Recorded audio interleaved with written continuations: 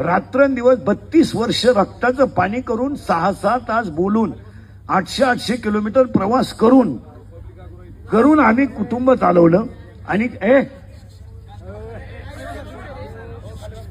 कुटुंब बंद करणं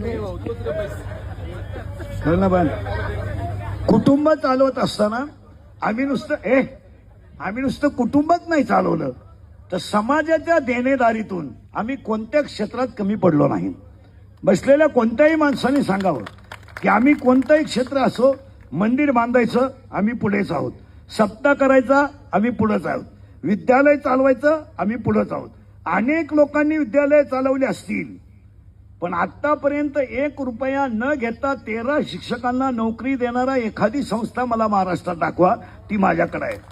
की ज्यांचे माझ्याकडे 15 लोक काम करतात, 1 रुपया न घेता मी विद्यालय घेतलं आणि आतापर्यंत विद्यालयाला 5वी ते 10वी पर्यंत चाचणीची फी सुद्धा नाही असं विद्यालय मी चालवतो.